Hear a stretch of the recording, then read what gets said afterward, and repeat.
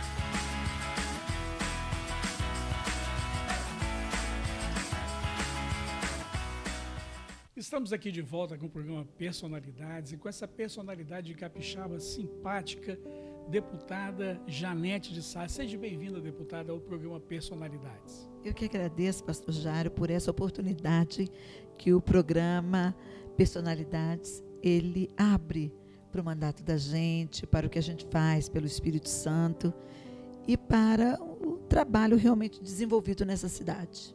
Deputada, é uma alegria muito grande poder ter essa oportunidade de entrevistá-la.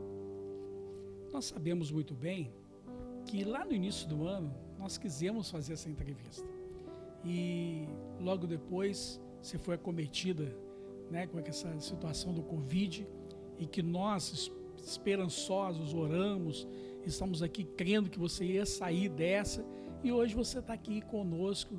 Eu fico muito feliz de poder estar presenciando esse milagre que Deus deu para você na sua vida, na sua casa. Mas eu que te queria que você falasse um pouco de você, da sua vida, quem é Janete, como é que Janete chegou onde chegou. Conta um pouco para eu sei que são 5 mandatos, né? Então conta um pouco para nós da sua vida. Pastor, eu costumo dizer que nada é por acaso. Sim. Eu sempre fui, desde criança, uma menina que no meu grupo de brincadeiras, de escola, tanto do ensino fundamental, como médio, como universitário, eu sempre liderei. Eu sempre estava à frente do meu tempo. E isso se apresentou melhor quando eu entrei na faculdade, quando eu despertei para o movimento estudantil. Eu ainda não era muito nova, hoje eu sou mãe, tenho 2 filhos, Danilo e João Vitor, tenho uma nora, Priscila, tenho um neto de nome Samuel, mas muito jovem quando entrei na universidade, eu percebi que o ensino público já era muito fraco e que precisava ter algumas lutas por mais verbas na educação, por melhorias no ensino. E eu liderei um movimento na universidade, pela reabertura do DCE e pela criação do Centro Acadêmico Livre de Enfermagem, que na época era proibido, por conta de estarmos vivendo um período de ditadura. Eu entrei na Universidade Federal do Espírito Santo para fazer o curso de enfermagem em 1978. Depois disso, já na Vale, eu sou concursada da Companhia Vale do Rio Doce na época, em 1975, eu ingressei, eu fui observando que as pessoas que cresciam na empresa, elas eram das camadas mais abastadas, que as pessoas mais humildes, os filhos dos operários, não cresciam na empresa. E eu vi que alguém tinha que defender esse lado, o lado do trabalhador, diante de uma empresa muito poderosa, até hoje, que é a Vale, não apenas no Espírito Santo, mas no Brasil, na América Latina, no mundo. E comecei a travar um trabalho em defesa do empregado, em defesa do trabalhador. Me destaquei muito porque eu entrei em 1996, eu me tornei a primeira mulher a presidir um sindicato de predominância masculina. 97% da minha categoria ferroviária, na época, era formada por homens. E eu entrei nesse desafio de disputar a cabeça da liderança do movimento sindical na Vale. E me tornei, numa chapa de 40 colegas, a mulher que existia nessa chapa era eu. E que fui escolhida por meus colegas e pela categoria ferroviária em votação direta em urna contra uma chapa altamente masculina. Eu fui escolhida para ser a presidente. Isso não é fácil não, hein? Pois é. É inacreditável a coragem que eu tive recém-casada. Nessa época, eu já tinha meus 2 filhos, né, eram pequenos ainda, eu me casei em 83, então eu recém-casada, meu marido também era da Vale, minha família toda da Vale, e a gente conhecia bem esse sofrimento com relação aos trabalhadores, as dificuldades, a falta de oportunidades que os trabalhadores mais humildes tinham. E aí, eu vim para a reeleição, em 97 a empresa foi privatizada. Logo que eu entro presidente, pego uma privatização, em 7 de maio de 97. Foi um problema grande, porque o sindicato ele tinha muita verba da empresa por conta do aparelhamento sindical do governo federal na época de Getúlio Vargas.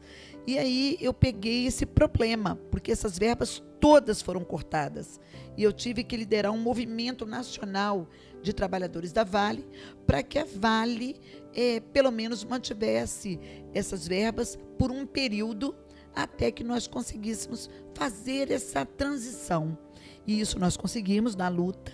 Nós tínhamos, inclusive, um colégio aqui no Espírito Santo, que é o Colégio Eliezer Batista, que concedia vagas gratuitas a 2.000 alunos. Você imagina a perda que foi para a sociedade a privatização de uma empresa do porte da Vale, que era uma estatal. E aí, depois disso, nós viemos para a reeleição e nós conseguimos mais 3 mandatos consecutivos, ou seja, não apenas a mulher Janete, uma mulher à frente do comando de um sindicato muito importante, um dos mais importantes da América Latina, se sobressai de tal maneira e faz um trabalho tão grandioso que é reconduzida à reeleição. E não foi assim, eu não vim sozinha para a reeleição, foram 4 chapas disputando conosco e nós ganhamos a reeleição muito bem, com 70% da votação, da preferência dos ferroviários, ganhamos uma nova eleição e em 2002 a nossa categoria decidiu que deveria ter um deputado estadual. E foi aí que ela me lançou como candidata. Eu não era tão conhecida em todo o Espírito Santo, mas na Grande Vitória, por conta de onde estavam inseridos os ferroviários, e essa categoria me elegeu para o primeiro mandato em 2002. Em 2006, eu ampliei essa votação, eu fui conhecer melhor o estado do Espírito Santo, e como as injustiças sociais me colocaram na política, eu fui observando que as oportunidades não chegavam até o interior. E aí eu fui me envolvendo na agricultura, levando equipamentos, procurando melhorar a situação do povo do interior, especialmente no campo, e fui criando uma dimensão na área da agricultura. Também fui observando com o tempo os problemas que existiam com a causa animal, que desde 2002 eu criei o Código de Proteção Animal no Espírito Santo. Fui observando e me despertei para essa área. E, atualmente, no 5º mandato consecutivo, eu tenho um trabalho muito voltado para a questão das mulheres, da violência contra as mulheres no estado do Espírito Santo, que é muito grande, que é grave. Então, tudo foi, um despertar.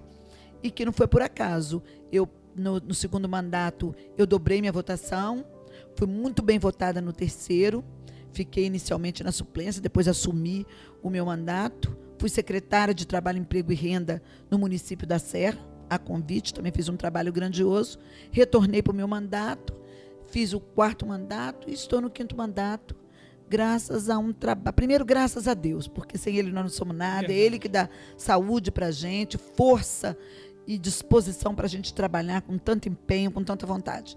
Mas também graças a um trabalho forte que a gente faz por todo o Espírito Santo, não discriminando ninguém, procurando atuar para toda a população capixaba, não discriminando entre pobres e aqueles mais abastados, porque A economia também precisa ser alavancada. Se nós não alavancamos a economia, se também nós não buscamos trazer uma proteção para o empresariado capixaba, nós dificultamos a abertura de oportunidades de emprego. Então, isso tudo a gente tem que ter uma visão ampla do trabalhador, mas também da empresa, porque nós precisamos dos empregos, né? O trabalhador precisa dessa oportunidade de emprego para poder, para o seu próprio sustento, sustentar a sua família. Deputada, eu sei que não é fácil essa visão ampla sua. Você tem uma visão assim muito ampla a respeito da economia, da necessidade, da família, do emprego, renda. Mas uma das coisas que me chamou a atenção, vou voltar um pouco lá atrás, que eu tive essa oportunidade de assistir num programa da TV Assembleia, algumas reuniões da sua comissão dos animais, da CPI dos animais. Isso me deixou assim, estarrecido, porque eu não sabia, eu acho que o povo capixaba não sabe da realidade que você tem vivido nessa CPI. Eu acho que o povo capixaba não tem ideia do seu trabalho nessa CPI, porque não é defender um animalzinho, mas é defender coisas que eu fiquei assim, estarrecido de ouvir. Eu queria que você relatasse alguma coisa para a gente, para que a gente pudesse assim ter um entendimento. O povo capixaba precisa ter um entendimento, uma conscientização melhor a respeito desse trabalho que você tem feito, que eu particularmente acho, um trabalho de grandiosidade. O nível de violência contra os animais no Brasil, em especial no Espírito Santo, ele é muito grande. E quando nós trabalhamos a causa animal, o respeito ao ser que está numa situação inferiorizada perante a legislação, perante as condições, as oportunidades que são oferecidas para os seres humanos, quando a gente trabalha isso, a gente trabalha uma política e uma sociedade de respeito, uma sociedade de paz, onde aquele que está numa situação superior, ele é capaz de respeitar aquele ser que está numa situação inferiorizada. É isso que a gente faz na CPI, que investiga os maus tratos de animais. Primeiro, porque a gente não tolera esse tipo de violência contra os animais, que estão ali, que foram colocados no mundo por Deus, que é o Criador de tudo, né? E que nos colocou todos os animais, nos colocou todo um ambiente para que a gente possa viver de maneira saudável e poder viver de maneira respeitosa com o nosso semelhante e com aqueles que estão numa situação inferiorizada, e aqui os animais. E aí, quando eu trabalho essa cultura, quando eu trabalho essa questão, é a paz que eu trabalho, é o respeito que eu trabalho. É muito duro você ver todos os dias animais serem molestados, serem abandonados pelo poder público, pastor. Abandonado à própria sorte, pelo poder público. Verba para a causa animal, ela vem junto com a verba que vem para as secretarias de saúde, do Ministério da Saúde. Ou seja, a saúde humana, ela já passa por dificuldades de recursos. O senhor imagina se o Ministério da Saúde vai pegar e vai liberar dinheiro para a causa animal. Então, a causa animal, hoje, ela entrega a própria sorte. Quando a gente consegue um político de maior sensibilidade nos estados e municípios, aí a gente consegue fazer um trabalho para minorar o sofrimento dos animais. Pois é, eu consegui entender a sua luta de uma forma exatamente como você está colocando, mas de uma forma assim, que se você não respeita o animal, dirá o ser humano. Exatamente. E se você não respeita um animal, como é que você vai respeitar alguma coisa, alguma lei? E eu comecei a assistir suas comissões lá, as suas reuniões da CPI, e comecei a ficar preocupado, porque realmente hoje o respeito se perdeu tanta coisa, tantos valores que nós tínhamos no passado foram perdidos. E hoje está muito difícil de você conseguir conviver dentro de uma sociedade que não tem mais respeito. E o seu trabalho me fez abrir meus olhos. Pastor Jairo, os animais sofrem estupro, mutilações, abandono. Muitos deles estão assim com verminose, com doenças graves que tanto acomete a saúde humana, mas especialmente do animal, com muito carrapato, com uma série de problemas, né? E se nós, na Assembleia Legislativa do Estado do Espírito Santo, não tivéssemos feito a CPI, que investiga maus tratos de animais, a situação estaria pior. Foi votada uma lei recentemente no Senado, ela passou na Câmara e no Senado, que ela aumenta a pena. E ela, hoje, maltratar um animal no Brasil, claro que nós precisamos ainda da sanção do presidente da República, da prisão. Mas até então não dava prisão. Nós estamos clamando, inclusive, que o presidente da República ele sancione essa importante lei, porque não tem que dizer que de 2 anos a 5 anos de prisão para quem maltrata animal é muito. A pena para maltrato contra criança, de um estupro, de uma violência contra uma criança, é que é pequena, é que precisa ser ampliada, né? Então, sim, nós temos essa legislação que recentemente foi aprovada e que a gente está clamando ao presidente da República a sua aprovação, para que o maltrato contra um animal no Brasil, e nesse caso ficou apenas, porque nós vamos continuar na luta para que ela se amplie para todos os animais, para cachorros e gatos, ela hoje dá prisão de 2 a 5 anos, que eu torço e espero que o presidente da República sancione essa importante lei. Eu espero que o poder, os nossos deputados federais, aprovem uma lei que ela possa aumentar essa pena, não só dos animais, mas também da pedofilia no Brasil, que a coisa tem crescido muito, e eu fico até assim assustado, porque eu tenho escutado alguns colegas no interior do Brasil, fora do nosso estado, comentar coisas horrendas que a gente não entende o porquê, mas Deus sabe que nós temos lutado por essas causas. Uma das coisas que também assim me chamou muita atenção foi o seu trabalho na agricultura. Eu queria que você comentasse conosco o seu trabalho na Comissão de Agricultura, porque eu sei que as famílias capixabas que vivem da agricultura, elas têm sofrido um pouco, tanto por causa da estiagem, seca em alguns lugares, e o seu trabalho tem sido assim algo fenomenal com essa comissão. Então a gente gostaria que você explanasse isso um pouco para a gente. Pastor, eu trabalho a questão da agricultura porque se o campo não for estimulado e não plantar, nós não vamos nos alimentar. Esses alimentos vêm do campo. E a roça, o produtor rural, os agricultores familiares precisam ser estimulados. Logo que eu entrei para a política, eu observei isso e comecei a interiorizar o meu trabalho.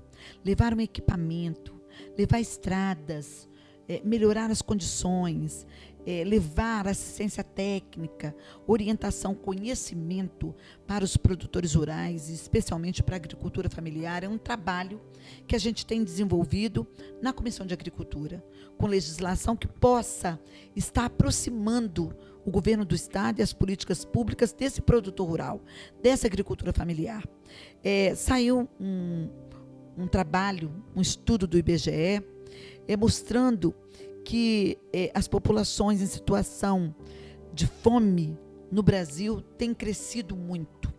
Nós temos hoje mais de 6 milhões de crianças que estão em situação de miséria. E não é longe daqui, não, é aqui no Espírito Santo, né? Então, nós precisamos estar fazendo algumas leis que minorem esse problema. Eu fiz recentemente um projeto de lei, agora é lei no Estado do Espírito Santo, precisa de regulamentação, que é o programa, é o PAIS que chama, Programa de Alimentação Social. No Estado do Espírito Santo. É um programa que visa estar fomentando a agricultura familiar, de estar levando estrada, de estar estimulando tecnologicamente o crescimento desses produtores rurais e da produção. E não só o crescimento, o escoamento. E além do escoamento, porque o escoamento se dá com estradas melhores, também a absorção dessa alimentação. A absorção dessa alimentação que é produzida pela agricultura familiar para exatamente ser fornecida para essa população carente, essa população que tem dificuldades nutricionais aqui no estado do Espírito Santo. Nós estamos, inclusive, trabalhando junto com o governador, a regulamentação mais breve possível desta lei para que ela possa ser colocada em prática. A gente fomenta a agricultura que é realizada pelos agricultores familiares, absorve estes alimentos e pode estar repassando esse alimento gratuitamente ou num custo bem inferior, ou até mesmo porque a legislação ela prevê isso, está absorvendo para alimentar as pessoas, os pacientes que estão nos hospitais, né, os trabalhadores dos hospitais, que estão nos presídios, tanto os presidiários como também os trabalhadores de presídios, ou seja, a gente poder estar absorvendo este produto que é produzido pela agricultura familiar. Com isso, a gente incrementa a economia, a gente distribui renda quando a gente leva recursos para o interior. É assim que a Comissão de Agricultura trabalha.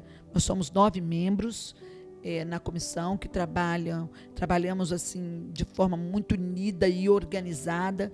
Todos têm um conhecimento, todos os deputados que integram a Comissão de Agricultura têm um conhecimento muito grande da realidade do interior do estado, especialmente nessa área da agricultura familiar, da agricultura orgânica, da agricultura convencional, e nós trabalhamos fortemente para equipar o campo e para dar condições aos produtores rurais de poderem continuar na terra, poder continuar produzindo, porque aquela terra é uma terra de oportunidades também.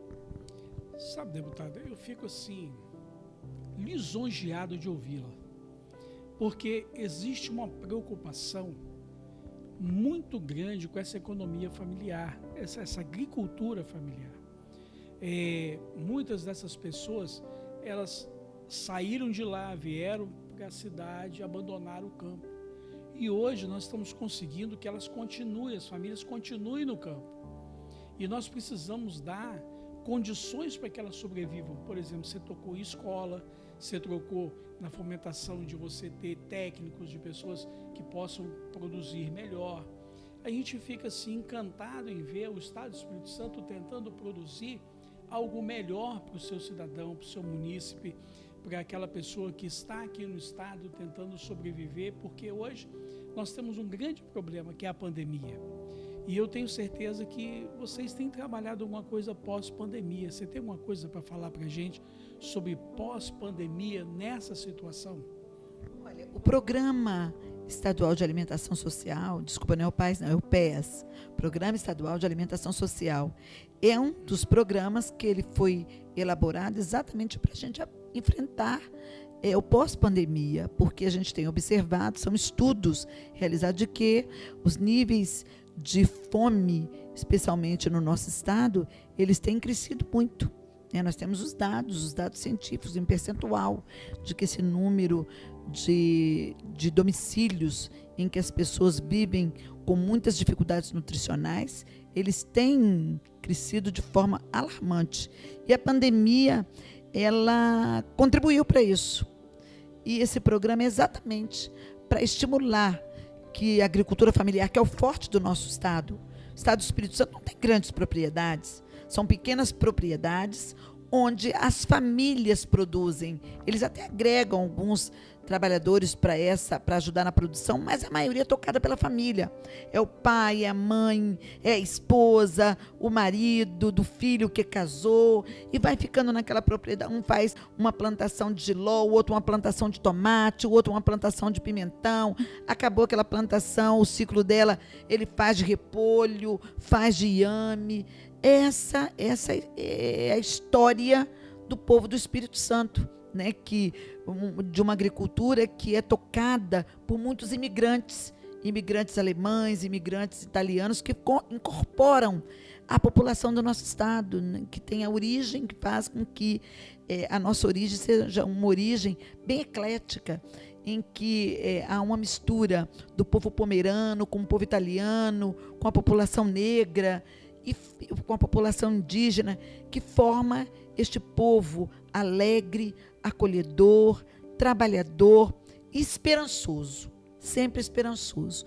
Então, a gente tem trabalhado muito nesse sentido, de buscar fazer legislações para enfrentar o pós-pandemia. E essa legislação, que é o PEAS, que é de minha autoria, que falta regulamentação do governo, ela vem exatamente nessa direção, de você distribuir melhor a renda, na medida em que você estimula o produtor rural, a agricultura familiar a produzir, e que o próprio governo absorve essa produção e constrói mecanismos de logística para que essa produção ela chegue até o consumidor final, que somos todos nós, num custo mais baixo, porque as estradas estão melhores, porque a locomoção é melhor, porque o governo ajuda a retirar este produto da roça e trazer ele para a cidade e ter um local adequado para abastecimento. Deputada Janete, eu sei que seus 5 mandatos não foram suficientes para você fazer tudo que você gostaria de fazer. Mas tem 2 assuntos que eu quero tocar ainda. O primeiro assunto é esse que eu vou tocar agora, mas tem um outro assunto ainda, que eu vou deixar por último. Existe algum desafio que você conseguiu, nesse tempo todo, vencer? Eu sei que, como mulher, para vencer o desafio na política não é fácil. Mas nos seus mandatos, você teve algum desafio que você falou assim, esse aqui eu vou levar, e você conseguiu realmente vencer? Olha, tiveram diversos, né? Mas um que chamou muita atenção. Eu consegui vencer uma eleição de presidente do sindicato mais importante desse estado, do país da América Latina. Este foi um grande desafio. Outro grande desafio foi vencer, foi entrar, botar o meu nome para ser candidata a deputada estadual e vir numa chapa poderosa. Eu era de um partido importante no estado e vir numa chapa poderosa e eu vencer de quem já tinha mandato. Então, são desafios assim, muito grandiosos. Outro desafio é você levar estradas para o interior, e você vê que a estrada foi construída, tem uma via antiga, um sonho do povo de Divino São Lourenço, de uma estrada que liga Divino São Lourenço a Guaçuí, e que todo mundo tentava, e nós fomos para lá. Claro que não foi uma luta só minha, uma luta de diversos agentes políticos, né, e conseguimos levar aquela estrada. Tem uma estrada que está sendo construída agora, em alto calçado, que chama São Sebastião, que fica em São José do Calçado, que todo mundo, um sonho antigo daquela população, dificuldade de ter acesso, né, em que eu trabalhei muito para que essa estrada acontecesse.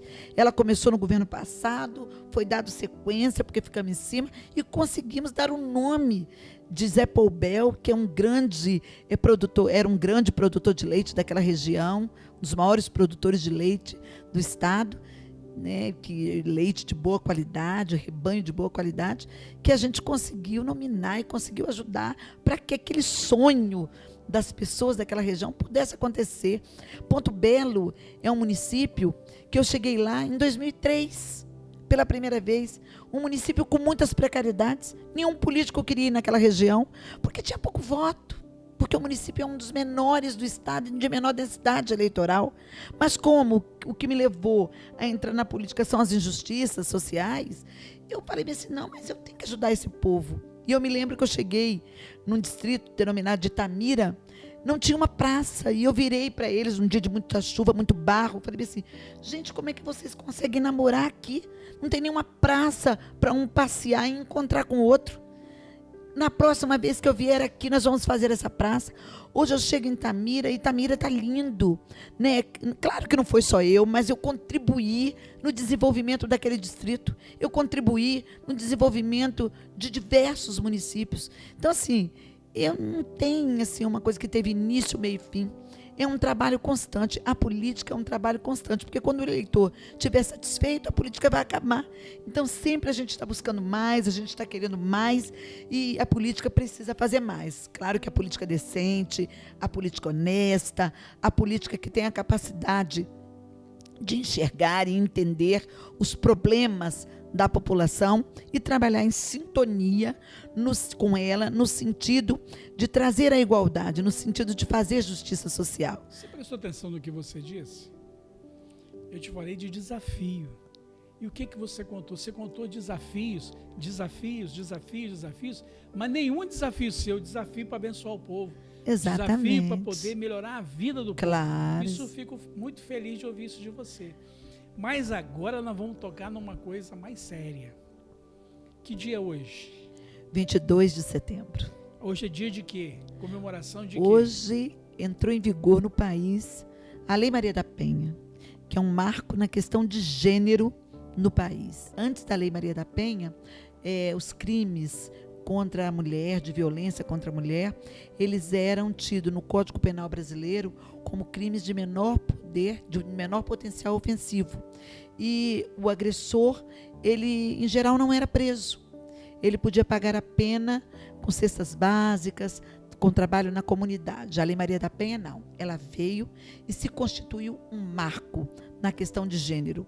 E, em decorrência disso, os poderes tiveram que se organizar. O Poder Judiciário, o Poder Legislativo, o Poder Executivo. E foi aí que o Poder Legislativo viu que tinha que criar um instrumento para discutir as pautas das mulheres, as políticas das mulheres e acolher essa mulher de forma mais humanizada. E nós criamos, primeiro foi criado no Senado Federal, depois na Câmara Federal, a Procuradoria Especial da Mulher. E nós trouxemos para o Espírito Santo, no dia 12 de dezembro de 1917, no dia 12 de dezembro de 2017, nós criamos a Procuradoria Especial da Mulher. O que é a Procuradoria Especial da Mulher? É um ambiente qualificado onde nós acolhemos a mulher que é vítima de violência. Foi a forma que o Poder Legislativo viu de também entrar nessa luta, junto com as igrejas, com a sociedade civil organizada, com o Poder Judiciário, com o Ministério Público, com o Poder Executivo, nesta luta de combate à violência contra as mulheres no país, e em especial aqui no Espírito Santo. Assembleia Legislativa, eu tive muita ajuda do presidente da Assembleia atual, Eric, que me ajudou bastante nisso. E nós construímos no Espaço Cidadão, da Assembleia que fica no térreo, um espaço adequado, qualificado para atender essa mulher. Essa mulher que tem medo de denunciar, que precisa de uma orientação e de uma informação, mas que não tem coragem ainda de ir na delegacia denunciar o agressor, que em geral é seu marido, que é um familiar, que é um namorado, um ex-namorado, um ex-marido. Então, ela acaba tendo essa dificuldade de denunciar.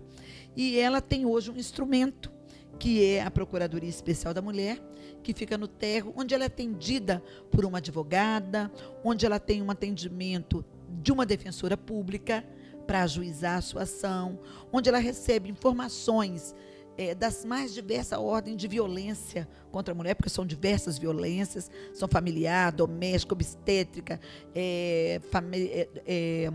assédio moral, assédio sexual, são as mais diversas violências, onde ela nem sabe que ela está sofrendo violência, ela vai tirar a dúvida. E nós fornecemos essas informações, onde ela deve procurar, qual a legislação que ampara ela, o que ela deve fazer. Se ela precisar que a gente conduza ela até uma delegacia, nós disponibilizamos uma pessoa para poder estar acompanhando aquela mulher, onde ela sai desse ambiente com as informações necessárias para tomar a sua decisão e sair encorajada. E se necessário for, nós conduzimos ela para uma qualificação profissional, porque muitas vezes a dificuldade dela de sair daquela situação de violência, de agressão, é porque ela não tem economicamente como sobreviver e sustentar a sua família. E ela, muitas vezes, tem baixa escolaridade e precisa de uma qualificação profissional para ter uma oportunidade. Nós trabalhamos isso também no sentido de estar dando uma ampla atenção à demanda que essa mulher traz quando nos procura na Procuradoria da Mulher. Deputada, eu sei que muitas mulheres estão nos assistindo, não é fácil chegar lá, não. É difícil. Essa posição de denúncia, ela é muito difícil. Eu sei que você tem alguns dados, eu queria que você falasse para mim, falasse aqui no nosso programa a respeito desses dados que você tem sobre mulheres, sobre feminicídio, o que aumentou, o que abaixou. Como é que o nosso Estado está nesse momento a respeito disso? Hoje nós temos um aumento muito grande de homicídio de mulheres. Muitas mulheres, por conta de seus companheiros, envolvidas no tráfico e em diversas outras situações que acabam gerando essa situação de homicídio. Alguns que não são explicados, cuja investigação ainda está em curso, mas nós temos um crescimento no Espírito Santo da ordem de 15,1% na taxa de homicídios. Nós tivemos esse ano 69 homicídios. É um número muito grande para o ano anterior, que foi 61 até o final do ano. Nós não chegamos no final do ano e nós já temos 69 homicídios. Por outro lado, a taxa de feminicídio caiu em 34,8%, exatamente por conta do rigor da lei. A legislação, a Lei Maria da Penha, ela trouxe esse rigor. E no Estado do Espírito Santo, também nós criamos alguns mecanismos que são de minha autoria, né, encampada pelo governo do Estado, a Patrulha Maria da Penha, que é uma patrulha qualificada com 2 profissionais qualificados da Polícia Militar, um casal de profissionais da Polícia Militar, que faz o acompanhamento das mulheres vítimas de violência que tem a medida protetiva. Então, ela acompanha essa família, ela acompanha o agressor, onde que ele está, ela acompanha as crianças, então ela vê como é que está aquele ambiente familiar. Há um acompanhamento programado e sistemático a essa situação, essa família que está em situação de violência. Tem o programa também Homem que é Homem, do Governo do Estado, da Secretaria de Segurança, que faz um trabalho com os homens agressores, visando exatamente tá levando uma nova consciência, porque o machismo é muito arraigado no meio masculino e também no meio feminino, porque quem gesta somos nós, né? E nós criamos e educamos este menino ainda numa concepção muito machista. E precisa haver todo um processo educativo que passa pela educação no ensino fundamental, no ensino médio, no ensino superior, né, uma requalificação desses profissionais de saúde, profissional da educação, mas especialmente os profissionais da segurança pública, porque muitas vezes a abordagem, o atendimento àquela mulher numa delegacia feita por um delegado é inadequado.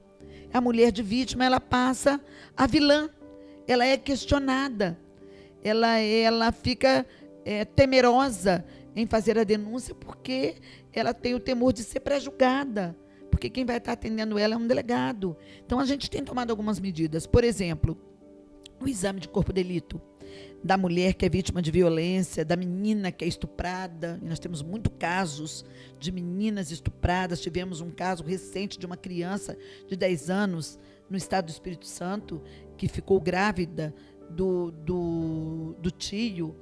São coisas assim inconcebíveis, inadmissíveis, mas que acontecem. E nós, o que nós fizemos no nosso trabalho parlamentar? Nós vimos que no departamento médico legal não podia a mulher ser tratada dessa maneira quando fosse fazer um exame, né? Ela faz um exame para poder identificar a lesão corporal, ela faz um exame chamado de corpo de delito. E ela, no mesmo lugar que entrava os cadáveres, que entrava o agressor, entrava a mulher agredida. Nós conseguimos mudar essa realidade. Hoje nós temos a Sala Lilás, no DML no Espírito Santo, que é uma sala humanizada, inclusive com uma cadeira ginecológica, não é naquela mesa em que a mulher se expõe para um médico legista. Ela é atendida por uma médica legista na área de ginecologia, que vai fazer esse exame para verificar sobre a conjunção carnal, se o estupro realmente ele se deu de fato, porque essa mulher precisa desses dados para poder ingressar com um processo judicial na esfera criminal. E ela hoje tem esse atendimento mais humanizado. Isso tudo é fruto desse trabalho que a gente faz no Espírito Santo, em favor de nossas mulheres que ainda são penalizadas por uma violência muito grande, por um machismo muito intenso e que precisa, né, de todo um trabalho educativo para a gente mudar essa realidade, mudar essa concepção. Deputada, olha só, a senhora tocou num assunto muito sério, que é essa humanização desse trabalho com a mulher. porque nós sabemos da sensibilidade que uma pessoa agredida, ela fica para ser exposta dessa maneira. Então esse trabalho que vocês têm feito, eu acho assim que é de primazia, uma coisa assim muito interessante, porque não tem como a pessoa ser jogada de qualquer jeito. Agora está se mostrando o trabalho, dizer você é importante, você tem importância e nós queremos te ajudar. Então isso é uma grandiosidade da parte de vocês, para que você, a mulher capixaba, a mulher no Brasil, possa ter esse valor, ter esse entendimento que na realidade não é qualquer pessoa, não é qualquer coisa, que muitas vezes foi tratado como qualquer coisa. E esse valor é muito importante. Pois é, pastor. Nós observamos que na pandemia, e eu quero tratar disso também, os índices de violência contra as mulheres, eles cresceram assustadoramente. E a mulher teve dificuldade, infelizmente, para poder denunciar essa situação. E porque a pandemia, ela construiu um ambiente propício a essa situação. Ela aproximou o que seria bom, a proximidade das famílias, mas essa aproximação da mulher com o marido, num ambiente familiar, onde ele está fazendo o trabalho em casa, e ela também acirrou os conflitos existentes, porque existe numa família diversos conflitos, mas esses conflitos foram acirrados, e este ambiente de violência, ele foi construído e ele se intensificou, né? Nós também sabemos, pastor, que entre os cristãos há muito índice de violência nas igrejas evangélicas e nas igrejas católicas, em todos os credos.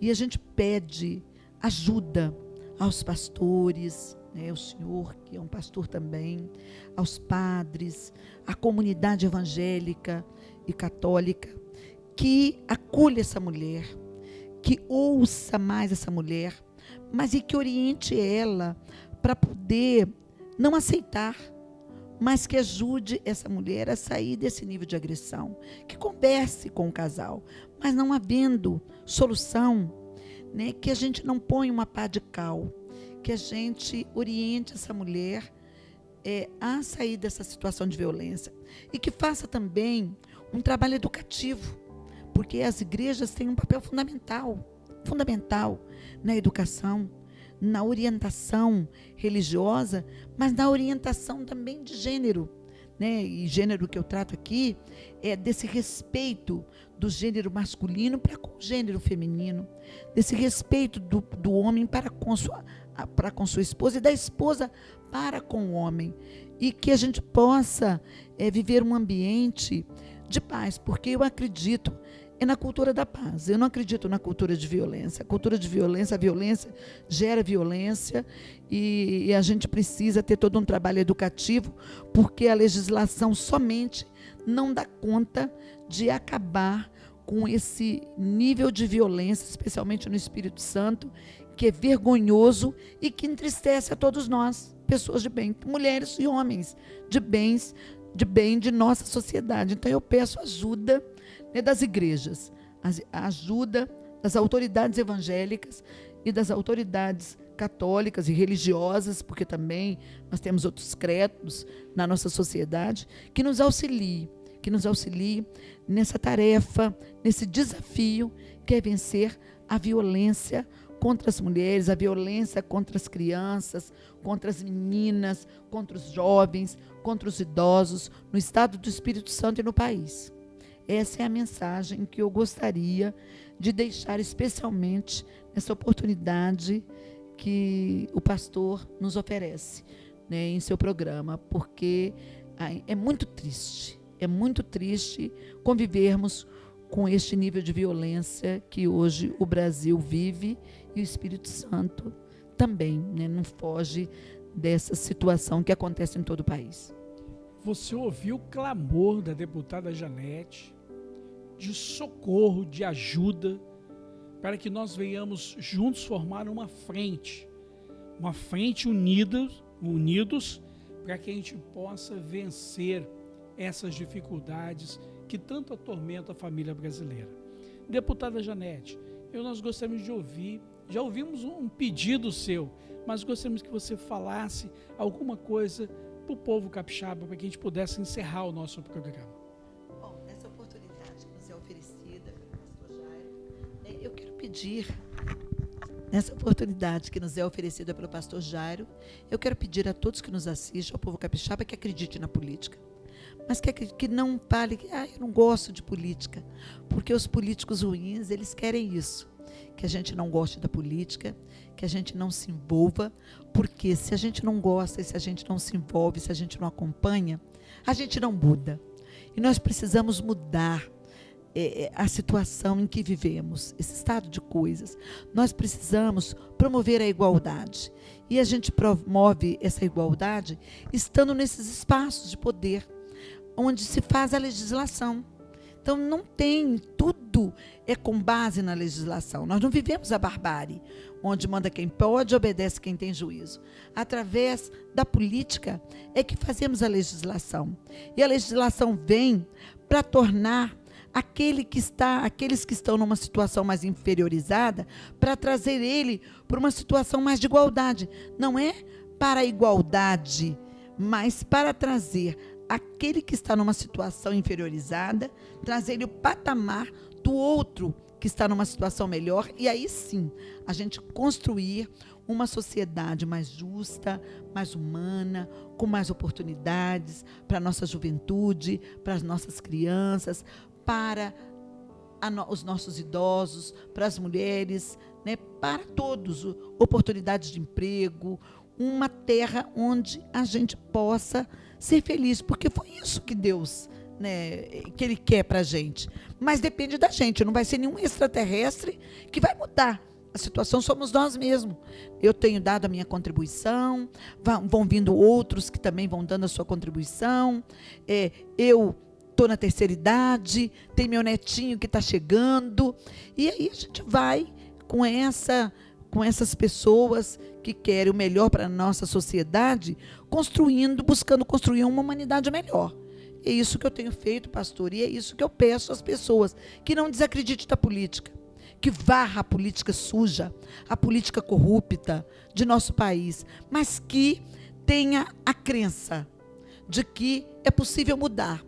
E procure também arregaçar as mangas e ingressar nesse desafio, que é buscar ocupar esses espaços de poder e de decisão para a gente fazer as mudanças que o povo de nosso estado e de nosso país tanto precisa e merece de nós, né, essas mudanças e essa política feita pela porta da frente. Eu quero agradecer você que esteve conosco, agradecer a deputada Janete por essa oportunidade grandiosa que nos deu de ouvi-la, ouvir o seu trabalho na Assembleia Legislativa, ouvir um pouco da sua vida, e queremos agradecer a Deus e pedir que Ele possa nos abençoar de uma forma extraordinariamente fortalecida com essa palavra, com esse pedido de ajuda para que nós possamos nos unir nessa frente pela vida da mulher, pela vida da sociedade brasileira. Pastor Jairo, me permita apenas um minuto. Sim. Eu quero aproveitar essa oportunidade para agradecer a todos os capixabas que fizeram orações, que rezaram para que a minha saúde fosse restabelecida. Eu vim de uma Covid, eu fiquei 11 dias numa UTI, eu fiquei 15 dias hospitalizada, e graças a Deus que me deu forças para superar este problema, e as orações do povo do Espírito Santo, minha fé, ela foi fortalecida e minha cura aconteceu. Então eu quero aproveitar essa oportunidade, pastor, inclusive para agradecer o senhor por também ter orado em favor da nossa saúde, mas a Deus especialmente e ao povo do Espírito Santo pelas orações, e a Deus pela oportunidade de me manter viva, para que eu possa dar continuidade a esse trabalho firme, forte, honesto, ético e responsável pelo povo do meu estado, pelo povo do Espírito Santo. O programa Personalidades fica por aqui. Deus te abençoe, um grande abraço. Até o próximo programa, se assim Deus nos permitir.